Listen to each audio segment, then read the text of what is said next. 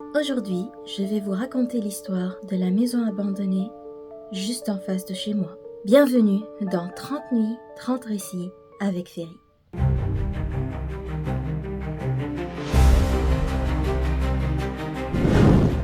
Quand j'étais enfant, je vivais en Tunisie. Et juste en face de chez moi, plus exactement juste en face de la fenêtre de ma chambre, il y avait une maison. Une grande bâtisse. D'aussi loin que je me souvienne, elle n'a jamais été habitée. Elle avait été laissée à l'abandon. Des murs s'écaillaient, les volets étaient toujours fermés. La grille rouillée grinçait au moindre coup de vent. Chaque soir, avant de dormir, je restais plantée là, à la fixer. C'était plus fort que moi. Au début, ce n'était qu'une simple curiosité envers une maison vide. Mais rapidement, c'est devenu une habitude. Et avec le temps, une obsession. Chaque jour, j'attendais la tombée de la nuit avec impatience, juste pour pouvoir me poser à ma fenêtre et pouvoir la contempler. Elle exerçait une telle emprise sur moi que je n'arrivais pas à m'en détacher, pas même à en parler d'ailleurs. C'était comme mon secret, mon fardeau, ma fascination.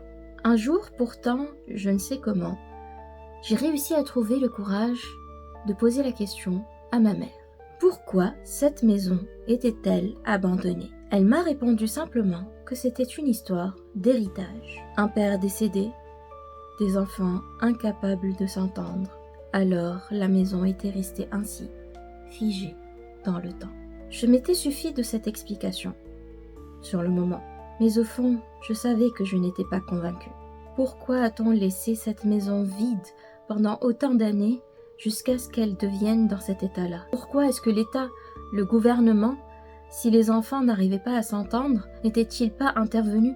Et surtout, pourquoi avais-je la certitude qu'il y avait bien plus qu'une simple histoire de succession?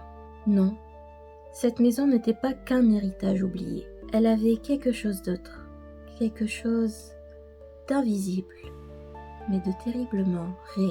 L'emprise n'a cessé que lorsque j'ai quitté la Tunisie. Quand j'ai déménagé au Canada, j'ai cru être enfin libérée.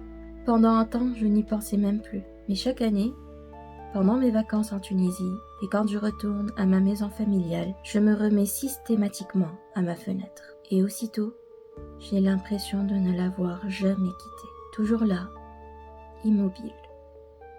Elle attendait, elle m'attendait. Et aussitôt, l'emprise recommence.